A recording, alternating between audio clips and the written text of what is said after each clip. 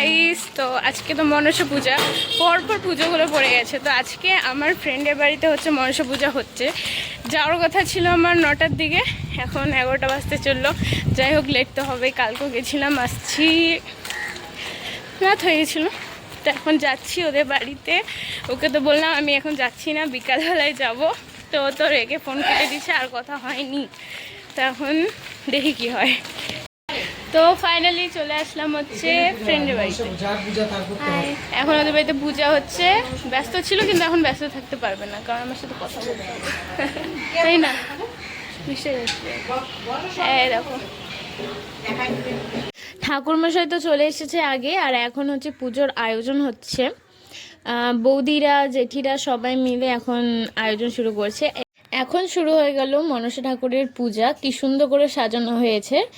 আর এদিকে ছোট্ট পুচকি বলে কি, আমাকে নাও তোমার ভিডিওতে, আমাকে নাও। তো এ দেখো, সকলকেও হাই করছে।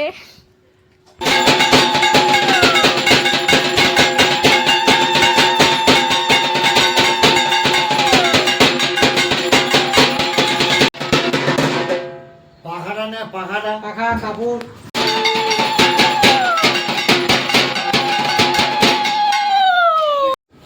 মায়ের আরতি হয়ে গেল। এখন আমরা সবাই মিলে হচ্ছে পুষ্পাঞ্জলি দিয়ে দিলাম।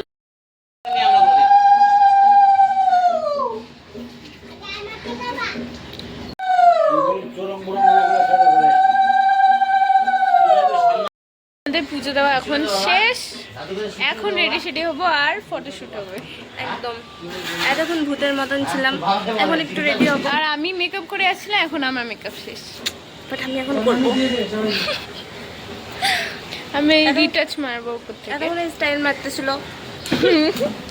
এখন এর পাল্লা।